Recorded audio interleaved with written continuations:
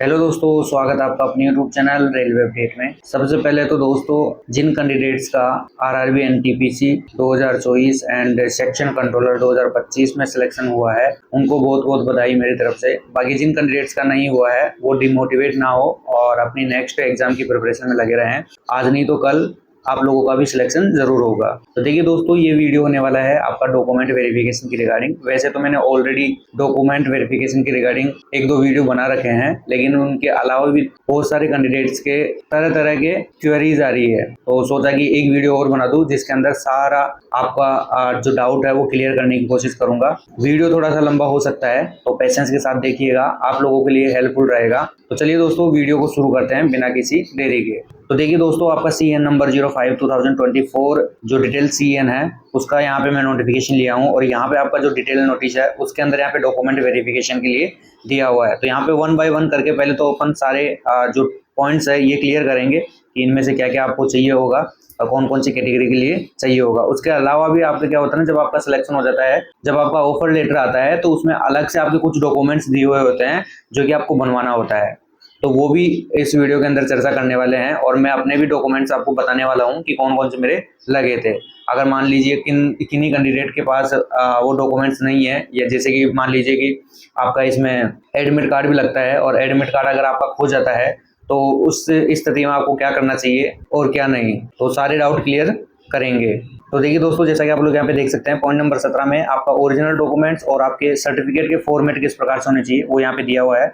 तो यहाँ पे आपके डॉक्यूमेंट से पहले कुछ पॉइंट दिए हुए हैं जो कि इंपॉर्टेंट है। यहाँ पे आप देख सकते हैं 17.1 पॉइंट में दिया हुआ है कि जो रेलवे के पास ऐसा अधिकार है, या फिर रेलवे अपने पास जो है एक अधिकार रखती है, जब भी आपका जो पैनल वगैरह निकलते हैं ना, उसके अंदर अगर कैंडिडेट्स की कमी होती है, मान लीजिए कि जितनी सीटें हैं उतने कैंडिडेट्स नहीं हुए फर्स्ट मेरिट में ऐसे, तो उसके बाद में जो डाउन मेरिट वाले होते हैं ना, उनको भी यहाँ पे ले सकता है, ऐसा यहाँ पे बोला गया है। दूसरे पॉइंट में यहाँ पे बोला गया है आपका closing date of registration of online application, यानी कि ऑनलाइन एप्लीकेशन के लास्ट डेट तक आपकी एलिजिबिलिटी को यानी कि आपकी पात्रता को सुनिश्चित करने के लिए जो कैंडिडेट है उनको अपने सारे ओरिजिनल डॉक्यूमेंट्स की 2 कॉपी फोटो कॉपी करा के और सेल्फ अटेस्टेड करा के देना होगा जब डीवी के लिए आप जा रहे होगे उस टाइम पे। उसके अलावा जब आप डीवी के लिए जाओगे ना, तो उससे पहले आपके पास एक पोर्टल ओपन होगा, यहाँ पे आपका दिया हुआ है www.rrbdv.in पोर्टल। इस पे आपके सारे ओरिजिनल डॉक्यूमेंट्स सेम कलर के अंदर अपलोड करने हैं। तीसरा पॉइंट यहाँ पे दिया हुआ है कि जो कैंडिडेट है, कैंडिडेट के सारे डॉक्यूमेंट्स या तो आपके इंग्लिश में होने चाहिए या फिर आपके हिंदी में होने चाहिए। और मान लीजिए किसी कैंडिडेट्स के जो सर्टिफिकेट है वो हिंदी या फिर इंग्लिश में नहीं है, तो उसको क्या करना है, उसको कन्वर्ट करना है हिंदी या इंग्लिश में, मतलब ट्रांसलेट करना है उसको हिंदी या इंग्लिश में, और सेल्फ अटेस्टेड करके वहाँ पे जब आपका डीवी होगा उस टाइम पे आपको देना होगा। जैसे कि मान लीजिए बहुत सारे कैंडिडेट सोचेंगे यहाँ पे कि हमारा तो मतलब हिंदी में है या फिर इंग्लिश में है, लेकिन आप जब देखोगे साउथ के साइड में जब आप चलोगे, तो यहाँ पे आपकी लोकल लैंग्वेज रहती है। जैसे कि आप तमिलनाडु ले लीजिए, यहाँ पे आपकी जो लोकल लैंग्वेज है वो तमिल। अब मान लीजिए यहाँ पे जो स्टेट के जो आप डॉक्यूमेंट्स वगैरह बनवाते हैं, तो बहुत सारे यहाँ पे लोकल लैंग्वेज में होते हैं, तमिल में होते हैं। तो मान लीजिए अगर वो डॉक्यूमेंट्स यहाँ पे आपके लगेंगे सेंटर के अंदर, तो इसमें आपको क्या करना है ना, उसको तमिल से हिंदी या इंग्लिश में कन्वर्ट करा के और सेल्फ अटेस्टेड करके लेके जाना है, खुद के साइन करके उस पर लेके जाना है कि जो भी आपने को मतलब उसको जो ट्रांसलेट किया है वो बिल्कुल करेक्ट है। चौथा पॉइंट यहाँ पे आपको बोला गया है कि आपको एडिशनल टाइम नहीं दिया जाएगा डीवी के समय। अगर मान लीजिए आप डीवी के समय जा रहे हैं और वहाँ पे ओरिजिनल डॉक्यूमेंट्स आपके नहीं देते हैं, तो कैंडिडेट्स को एक्स्ट्रा टाइम नहीं दिया जाएगा, और जो कैंडिडेट है उनका कैंडिडेचर मतलब जो कैंसिल के लाइक हो जाएगा। मतलब बोलने का मतलब है कि वो अगर प्रोड्यूस नहीं करते हैं अपने डॉक्यूमेंट्स, ओरिजिनल डॉक्यूमेंट्स, तो उनको कैंसिल किया जा सकता है, उनका जो डीवी है या फिर कैंडिडेचर है वो कैंसिल किया जा सकता है। तो इस पॉइंट का मैं जो है लास्ट में क्लियर करने वाला हूँ। एक बात और कि मतलब रियल में वहाँ पे टाइम देते हैं या नहीं देते हैं। यहाँ पे तो आपका एक पॉइंट उनकी तरफ से तो यहाँ पे कंफर्म कर दिया है कि नहीं देते हैं, लेकिन मैं आपको बताऊंगा लास्ट में मिलता है या नहीं मिलता है। अब ये तो हो गए दोस्तों आपके कुछ इंपॉर्टेंट पॉइंट थे वो। अब यहाँ पे आपके मेन पॉइंट आते हैं जो कि आपके डॉक्यूमेंट से रिगार्डिंग है। तो यहाँ पे आप देखोगे डॉक्यूमेंट्स के लिए, तो यहाँ पे आपका सबसे पहला पॉइंट दिया हुआ है वो है आपका मेट्रिकुलेशन, यानी कि आपकी 10th की मार्कशीट, ठीक है ना। उसके अंदर आपका यहाँ पे होना चाहिए कि proof of date of birth, यानी कि आपका डेट ऑफ बर्थ उसके अंदर मेंशन होना चाहिए। उसके अलावा आपका जो है मदर नेम, फादर नेम और आपका खुद का नेम भी जो है वो जो 10th की मार्कशीट में है वही आपके रजिस्ट्रेशन जब आपने किया होगा रेलवे का उस टाइम पे वो सेम नाम होना चाहिए। अब मान लीजिए यहाँ पे बहुत सारे कैंडिडेट्स का जो है मतलब नाम में या फिर डेट ऑफ बर्थ में कुछ दिक्कत हो सकती है, तो उनको घबराने की जरूरत नहीं है। वो एक सिंपल आपका एफिडेविट, जब आप डीवी के लिए जा रहे हो तो आपको एक एफिडेविट बनवाना है और वो लेके जाना है, यानी कि आपको बताना है कि भाई जो भी आपके डॉक्यूमेंट्स दे रहे हैं वो और जो भी आपका रजिस्ट्रेशन में नाम है वो सेम है। तो आपका वो एक एफिडेविट बन जाएगा, चाहे आपका खुद का नाम गलत हो, चाहे फादर नेम, जैसे कि कई कई बार मतलब स्पेलिंग या फिर स्पेस का इनका मिस्टेक हो जाता है, तो वो चीज़ें आप यहाँ पे मतलब एफिडेविट से उसको करेक्ट कर सकते हैं। तो इसका मतलब ये नहीं है कि आपका मान लीजिए कुछ गलती है तो वो आपको रिजेक्ट कर देंगे, रिजेक्ट नहीं करेंगे अगर आप एफिडेविट वहाँ पे दे देते हैं तो।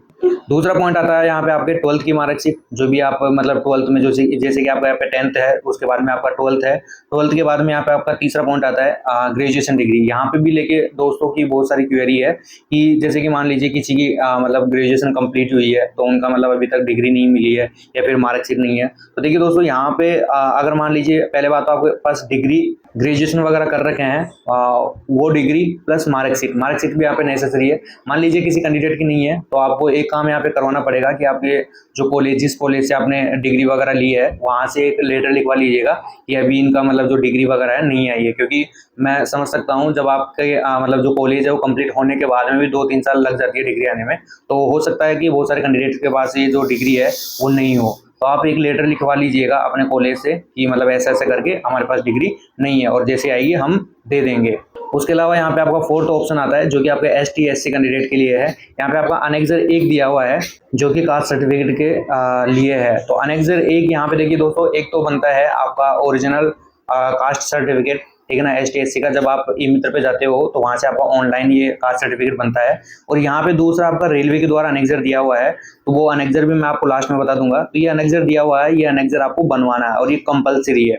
जब आप DV के लिए जा रहे हो उस टाइम पे बनवाना है। मैंने पहले वाले वीडियो में बताया है, इसमें बता रहा हूँ। वीडियो में बताने के बाद में बहुत सारे कैंडिडेट पूछते रहते हैं कि मतलब हमारे पास ये वाला है, ये वाला बनवाना है या नहीं है, तो मैं आपको बता रहा हूँ आपको दोनों ही लेके जाने हैं और वो कंपलसरी है दोनों। उसके अलावा यहाँ पे आपका 5वां पॉइंट देखेंगे OBC के लिए है। OBC NCL जो सर्टिफिकेट आपका आता है, यहाँ पे आपका अनेक्सर 2 दिया हुआ है। यहाँ पे भी OBC के मैं बताऊँ आपको, ऑनलाइन जो फॉर्मेट बनता है वो एक अलग बनता है जो कि आपका ऑनलाइन उसमें डिजिटल साइन होते हैं और इंग्लिश में रहता है। अगर आप सेंट्रल का बनाते हैं तो ये इंग्लिश में रहता है। बाकी यहाँ पे अनेक्सर 2 दिया हुआ है, इसमें मैं अपना भी बताऊंगा आपका, जो मैंने बनवाया था खुद का, ठीक है ना। तो उसमें जो आपका ओरिजिनल जो रहता है ना, ऑनलाइन जब आप बनवाते हैं सर्टिफिकेट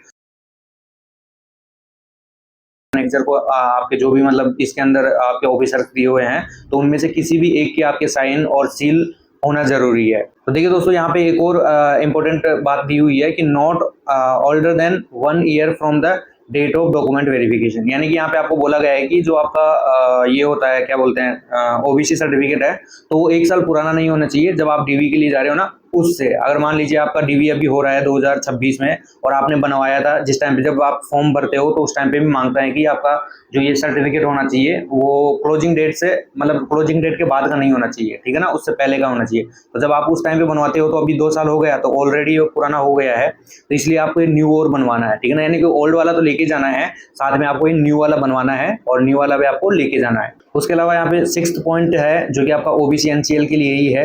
यहाँ पे आपका डिक्लेरेशन आता है, अनेक्सर 2A है करके है, तो ये डिक्लेरेशन है, इसमें कुछ भी नहीं करना। आपका नॉर्मली जो भी OBC कैंडिडेट है वो क्या करेंगे, अपना नाम वगैरह फिल करके और उसमें अपने साइन करके जाना है, ठीक है ना। मतलब एक तरह से डिक्लेरेशन हो गया खुद का, तो वो लेके जाना है, इसमें ऐसा कुछ नहीं करना। बाकी 7th पॉइंट आप देखोगे तो इनकम एंड असेट सर्टिफिकेट है, ये किसके लिए है, तो EWS जो कैंडिडेट है ना उनके लिए है और ये अनेक्सर 3 है। अब यहाँ पे भी कैंडिडेट का बहुत सारा मतलब डाउट रहता है कि सर अनेक्सर 3 है, तो ये मतलब एक तो इनका आपका जो है ओरिजिनल बनता है जो आप मतलब तहसील वगैरह में जाके बनवाते हैं।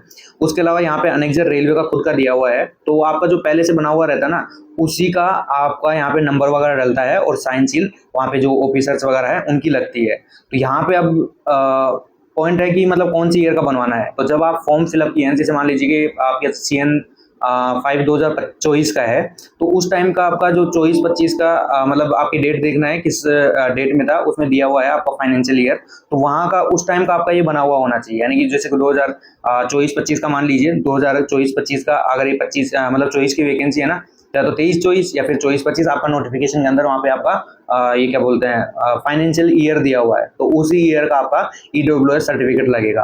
अब मान लीजिए किसी कैंडिडेट के पास उस टाइम का नहीं है तो वो अभी न्यू भी बनवा सकता है, लेकिन वो डिपेंड करेगा आपके जो डॉक्यूमेंट्स वेरिफिकेशन करते हैं उन अधिकारियों के ऊपर कि वो, वैसे तो नॉर्मली देखो दोस्तों, मैं आपको एक चीज़ बताऊँ कि जब आपका डॉक्यूमेंट वेरिफिकेशन होता है ना, जब आप इतनी स्टेप क्लियर करके जब वहाँ पे जाते हो ना, अगर कुछ मिस्टेक्स होती है ना, छोटी मोटी मिस्टेक्स होती है, तो वो लोग आपको टाइम भी देते हैं। पहला चीज़ तो यहाँ पे एक पॉइंट आया था ऊपर कि कोई भी एडिशनल टाइम नहीं दिया जाएगा, तो मैं आपको यहाँ पे क्लियर कर दूँ कि आपको टाइम दिया जाएगा।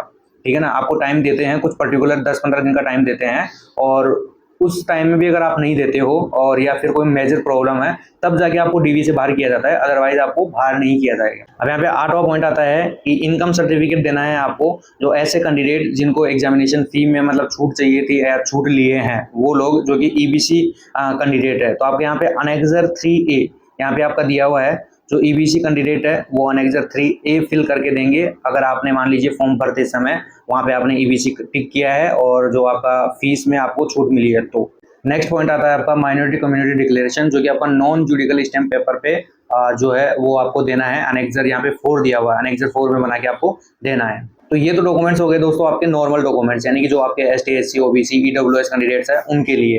अभी नीचे आता है आपका एक्स सर्विसमैन और जो आपका क्या बोलते हैं पीडब्ल्यूबीडी कैंडिडेट्स है, या फिर आपके जो एनओसी वगैरह के लिए, जो कि ऑलरेडी किसी गवर्नमेंट जॉब में या कहीं और मतलब आप वर्क कर रहे हैं, तो वहाँ से एनओसी किस प्रकार से लेना है, क्या लेना है, तो उसके बारे में। तो यहाँ पे आप देखोगे 10th पॉइंट यहाँ पे दिया हुआ है, original discharge certificate for ex serviceman. जो एक्स सर्विसमैन में आप जानते हैं कौन कौन आते हैं, जो कि आपके जो भारतीय सेनाओं में इनमें जो मतलब जॉब कर चुके हैं या सर्विस कर चुके हैं, वो लोग एक्स सर्विसमैन में आते हैं। और उनके लिए आपको क्या चाहिए, जब वहाँ से आपको डिस्चार्ज करते हैं ना, तो उसका ओरिजिनल सर्टिफिकेट चाहिए, ठीक है ना, डुप्लीकेट नहीं चलेगा।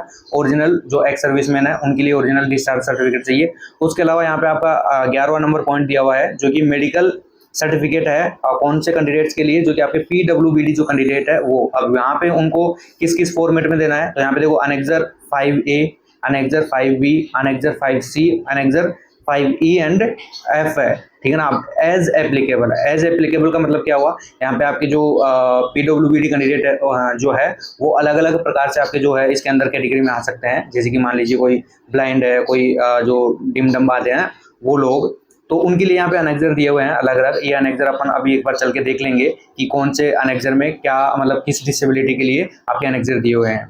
तो फिलहाल के लिए आगे बढ़ते हैं। यहाँ पे आपका 12 पॉइंट है, जो कि आपका है self declaration for ex serviceman, यानी कि जो एक्स सर्विसमैन है उनको मतलब एक क्या देना है, आपका सेल्फ डिक्लेरेशन देना है, मतलब खुद से फिल करके वो देना है, साइन वाइन करके लेके जाना, जो कि आपका अनेक्सर 7 यहाँ पे दिया हुआ है। तो ये अनेक्सर 7 है, जो कि रेलवे के द्वारा खुद का दिया हुआ है, इसी को फिल करके अपने साइन वगैरह करके लेके जाने हैं अगर कोई एक्स सर्विसमैन कैंडिडेट है। तो 13वां पॉइंट आता है यहाँ पे आपका NOC from serving employ with date of appointment from current employer, यानी कि जो अगर मान लीजिए आप करंट में कहीं जॉब वगैरह कर रहे हैं, तो वहां से आपको एनओसी लाके, और जब आप डीवी करवाने जा रहे हैं तो वहां पे आपको एनओसी देना है, यानी कि नो ऑब्जेक्शन सर्टिफिकेट आपको ले जाके देना है, तब जाके आपका वो डॉक्यूमेंट्स है वो कंप्लीट होगा, ठीक है ना। अगर मान लीजिए किसी कैंडिडेट के पास मतलब ऑलरेडी जॉब कर रहा है और उसके पास अभी तक एनओसी नहीं आई है, तो घबराने की जरूरत नहीं है। आप जैसे कि मान लीजिए जो भी आपका टाइम वगैरह उधर से दिया गया है, वो जाके आप वहाँ पे डीवी के टाइम बता सकते हैं, तो वो आपको कुछ टाइम देंगे वहाँ पे, तो आप दोबारा ले जाके वहाँ पे टाइम आप मतलब एनओसी वगैरह है वो आप जमा करा सकते हैं।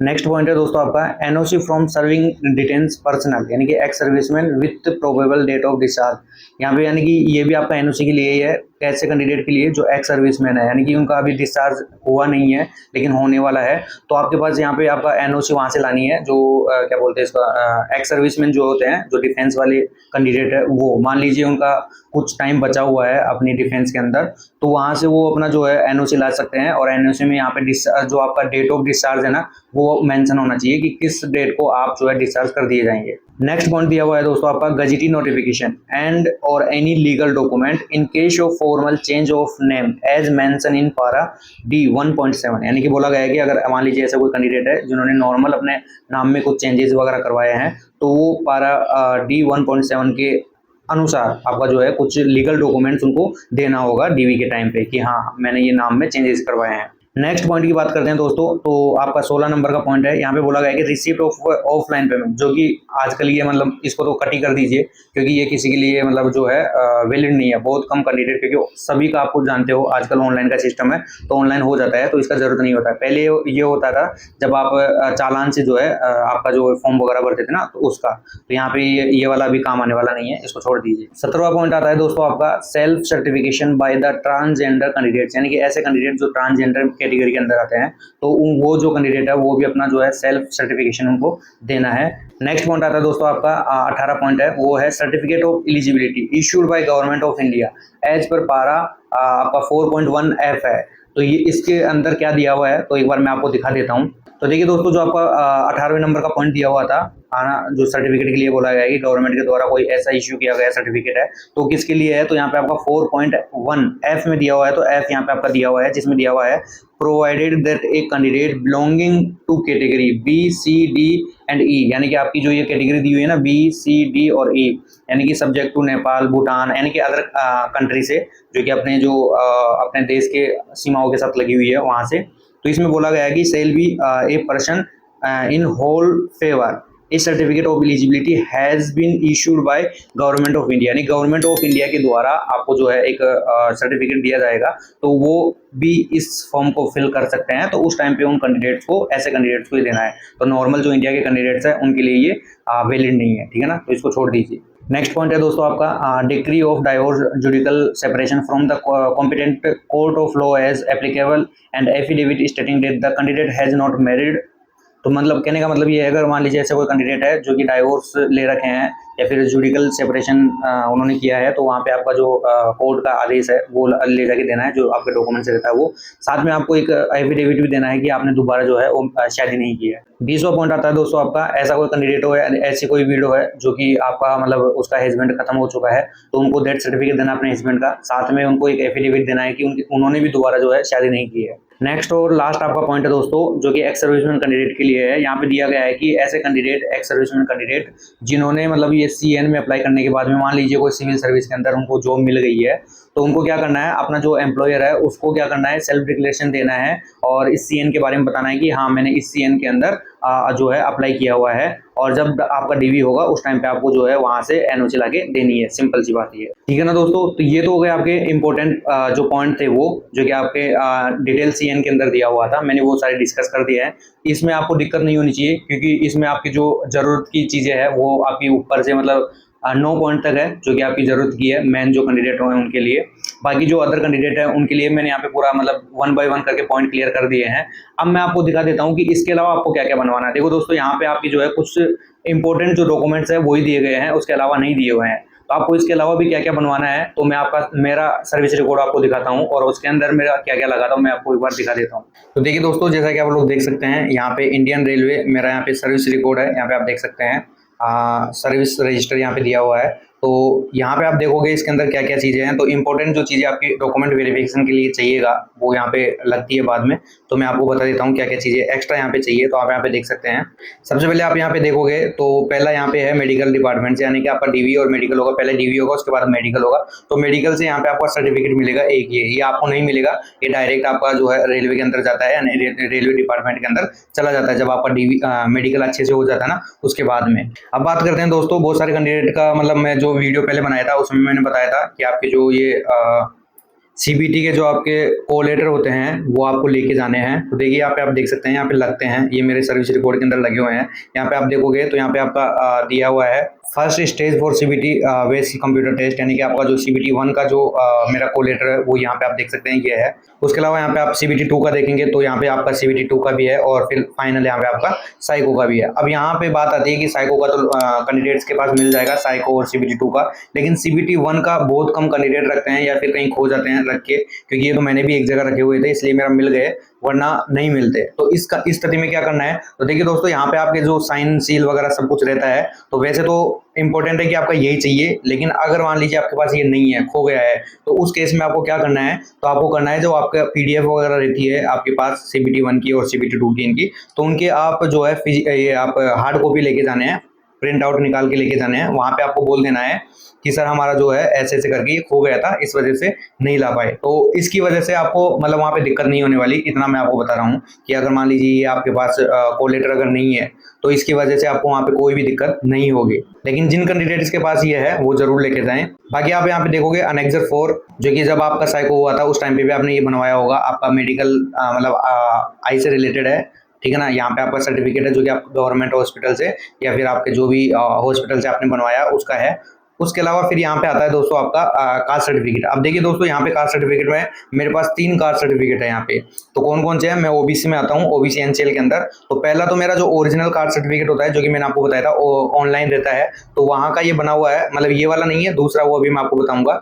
ये है आपका जो प्रिंट निकाल के मैंने मतलब रेलवे के द्वारा दिया गया था। ये कब दिया हुआ था, ये जब आपका डीवी हो जाएगा ना, तो डीवी के बाद में फिर से आपको मतलब डीवी कंप्लीट हो जाएगा, डीवी के बाद में जब आपको फाइनल क्या बोलते हैं इंटेंट के लिए बुलाया जाएगा, जब आपका मतलब जिसमें आपको अटेस्टेशन फॉर्म वगैरह फिलअप करके वो लेके जाने पड़ेंगे, उस टाइम पे आपको जो है ये वाला आपको अलग से देंगे रेलवे वाले, मतलब आपके मेल पे या फिर आपका जो भी आपका पोर्टल है वहाँ पे आपको ये अपलोड कर देंगे। तो वहाँ से आपको ये डाउनलोड करना है। सब कैंडिडेट के लिए अलग अलग होगा, जैसे कि ओबीसी के लिए मैं बता रहा हूँ, तो एसटी एससी के लिए वालों के लिए अलग हो सकता है या फिर नहीं भी हो सकता है, ये ध्यान रखना। लेकिन ओबीसी वालों के लिए जरूर होगा। तो अभी टेंशन ना करें कि ये नहीं है हमारे पास तो क्या करना है क्या नहीं है। जब आपका मतलब डीवी हो जाएगा उसके बाद में दिया जाएगा, तो उसके बाद में आपको ये दोबारा बनवाना है, ठीक है ना। ये बनवा के और यहाँ पे साइन सील, और देखो यहाँ पे आप देख रहे हो ये टोकन नंबर, यहाँ पे आप देख सकते हैं जो ये टोकन नंबर है ना, ये मैंने ऑनलाइन कास्ट सर्टिफिकेट बनवाया था, उसी के ये नंबर यहाँ पे है। तो आपके जो भी ये अधिकारी होते हैं, वो अधिकारी क्या करेंगे, आपका ये नाम फिल वगैरह तो आपको कर ही लेना है, लेकिन जो टोकन नंबर वगैरह है वो आपका जो ओरिजिनल डॉक्यूमेंट्स है उससे मिलाएगा, जो कास्ट सर्टिफिकेट है उससे मिलाएगा, और यहाँ पे टोकन नंबर वगैरह डाल के और वो अपने डेट और साइन सील वगैरह कर देगा, ठीक है ना। यहाँ पे आप उसके बाद में देखोगे आइडेंटिटी सर्टिफिकेट भी है, तो ये भी आपके जिस ऑफिसर से आप वो कराओगे कास्ट सर्टिफिकेट वाला बनवाओगे, उसी से ये भी आप यहाँ पे ये करवा सकते हैं। वैसे यहाँ पे दिया हुआ है किससे आपको करवाने हैं, तो इनमें से किसी एक से करवा सकते हैं आप। तो जब आप साइन सील वगैरह करवा के लेके जाओगे, बस इसमें कुछ भी नहीं करना, आपके साइन मतलब सॉरी आपका नाम, फादर नेम वगैरह भरा हुआ है, और आपको कब कब से जानते हैं ये, तो बस ये यहाँ पे लगवा के जो भी जानकार है उससे करवा के आपको साइन सील करवाना है। उसके अलावा देखोगे 10th की मार्कशीट मेरी ये है, 12th की मार्कशीट है, ठीक है। और उसके अलावा आप ग्रेजुएशन के यहाँ पे आप मेरी डिग्री देख सकते हो। हाँ, यहाँ पे एक चीज़ आती है टीसी। तो बहुत सारे कैंडिडेट बोलते हैं कि सर हमने तो मतलब टीसी ग्रेजुएशन की वहाँ पे जमा करा दी, तो मतलब वहाँ से कैसे मिलेगी। तो कुछ भी नहीं है, आप जो आपकी ओल्ड स्कूल है जहाँ से आपने 12th किया है या फिर जो ग्रेजुएशन किया है, तो वहाँ से जाके आप मांग सकते हैं डुप्लीकेट, आपको टीसी वगैरह है वो मिल जाएगी, टीसी मिल जाएगी, आपको मार्कशीट मिल जाएगी, सब कुछ आपको डुप्लीकेट मिल जाएगा। तो यहाँ पे घबराने की जरूरत नहीं है, आप ये ले जाके दे सकते हो, टीसी वगैरह डुप्लीकेट चल जाएगी, नो इश्यू। उसके अलावा आता है माइग्रेशन सर्टिफिकेट। अब मैंने ये पिछले वाले वीडियो में बताया था, बहुत सारे कैंडिडेट बोलते हैं कि सर हमारे पास माइग्रेशन भी नहीं है, टीसी भी नहीं है, तो क्या करें। तो आप जाओ अपने कॉलेज में जाओ, जिस भी कॉलेज से आपने किया है वहाँ पे जाके बोलो कि सर हमने मतलब इस साल के अंदर ये वाली मतलब डिग्री की है और हमें माइग्रेशन सर्टिफिकेट चाहिए, तो वहाँ से मिल जाता है। कुछ 10, 20, 50 रुपये वो लोग लेंगे,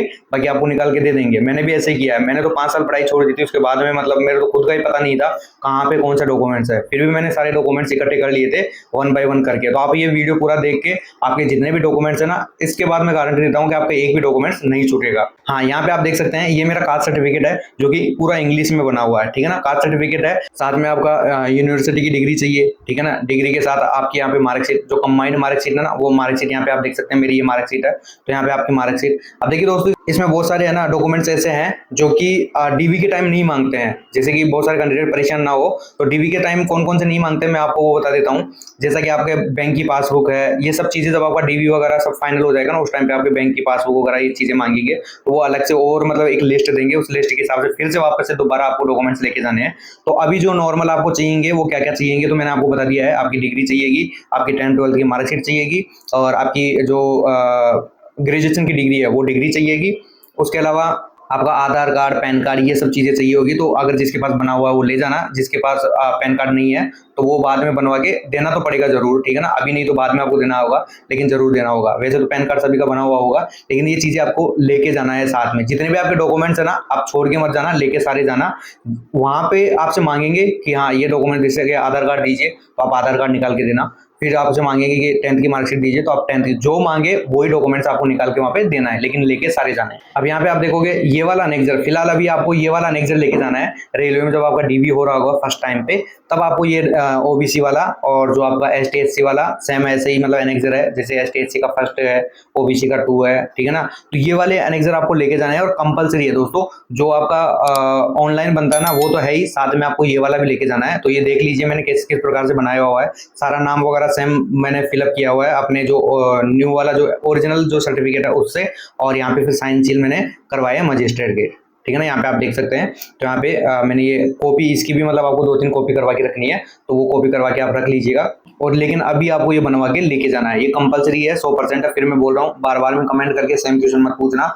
ऑलरेडी बहुत सारे कैंडिडेट सेम पूछ रहे हैं कि सर, मतलब पिछले वाली वीडियो में बताने के बाद में भी सेम पूछ रहे हैं कि सर ये बनवाना है नहीं बनवाना। तो अनेक्जर कंपलसरी है, ठीक है। बाकी आपके ऊपर है, बनवाओ या मत बनवाओ। ये मैंने बताया था ओबीसी डिक्लेरेशन, कि आपको डिक्लेरेशन भरना है अनेक्जर 2A। तो इसमें आपको कुछ नहीं करना, खुद के मतलब नाम वगैरह जो भी आपको बोला गया है वो भर के साइन कर लेने हैं। हाँ, एक और बात, यहाँ पे आपका जो है ये रजिस्ट्रेशन फॉर्म जो भी आपने फिलअप किया होगा जिस टाइम पे आपने मतलब फॉर्म भरा था उस टाइम पे, तो ये भी आपको इसकी हार्ड कॉपी आपको लेके जानी है, ठीक है ना। ये हार्ड कॉपी आपको लेके जाना है डीवी के टाइम पे। तो आप देख सकते हैं, ये मेरा उस टाइम पे था जो फॉर्म मैंने फिलअप किया था। तो फिलहाल ये सर्विस रिकॉर्ड के अंदर मेरे सारे डॉक्यूमेंट्स ये है। अब इसके अलावा भी आपको क्या क्या डॉक्यूमेंट्स और चाहिएंगे वो मैं आपको बता देता हूँ कि आपको क्या क्या डॉक्यूमेंट्स लेके जाने हैं, जैसे कि इसमें लगे हुए नहीं है। तो एक तो पुलिस वेरिफिकेशन। अब पुलिस वेरिफिकेशन कैसे बनेगा वो मैं आपको बता देता हूँ कि आपको नियरेस्ट आपके ई मित्र पे जाना है, जो भी कैंडिडेट है उनको ई मित्र पे जाना है। ई मित्र पे जाके उनको बोलना है कि मेरे को पुलिस वेरिफिकेशन बनवाना है गवर्नमेंट जॉब के लिए। तो वो क्या करेगा, ऑनलाइन अप्लाई करेगा। फिर जो नियरेस्ट आपके थाना होगा वहाँ पे वो आपका जो फाइल है वो जाएगी, वहाँ से वो चेक करेंगे। आपको वहाँ पे जाना पड़ेगा, फिजिकली जाके उनको बोलना पड़ेगा कि सर मेरा ऐसा ऐसा मतलब पुलिस वेरिफिकेशन है। तो वो रिकॉर्ड के अंदर आपका नाम वगैरह देखेंगे। अगर आप क्लियर है तो आपको क्लीन चिट देके वो दे देंगे। हाँ, कुछ पैसे यहाँ पे आपसे वो ले सकते हैं। तो आई होप दोस्तों ये वीडियो आप लोगों के लिए बहुत हेल्पफुल रहा होगा। सारे डॉक्यूमेंट्स मैंने इसमें बताने की कोशिश की है जितने भी है, फिर भी मैंने मतलब इसमें वैसे सब कुछ क्लियर कर दिया है। बाकी आपके 2-2 सेट, यानी कि जितने भी डॉक्यूमेंट्स है सबके आपको 2-2 फोटोकॉपी करवा लेनी है, और सभी को आपको सेल्फ अटेस्टेड कर लेना है, यानी कि साइन मार लेने हैं सभी पे, ठीक है ना। बाकी वहाँ पे लेके जाने हैं।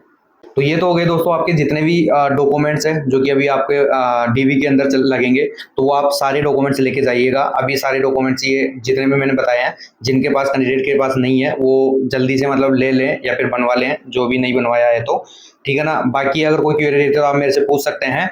अभी फिलहाल के लिए इतने डॉक्यूमेंट्स है। बाकी अगर मान लीजिए कोई आपको कोई क्वेरी रहती है तो आप मेरे को कमेंट करके पूछ सकते हैं। और एक इसके अंदर आता है, अब जब आपका डीवी और मेडिकल कंप्लीट हो जाएगा उसके बाद में आपका जो फाइनल बुलावा आएगा उस टाइम पे आपका आएगा एक अटेस्टेशन फॉर्म करके आएगा। तो उसको कैसे फिलअप करना है वो भी मैं आपको बता दूंगा 1 by 1 स्टेप करके। तो उसका शॉर्ट वीडियो मैं जल्दी डाल दूंगा आपका, ठीक है ना। फिलहाल के लिए मिलते हैं दोस्तों, धन्यवाद दोस्तों।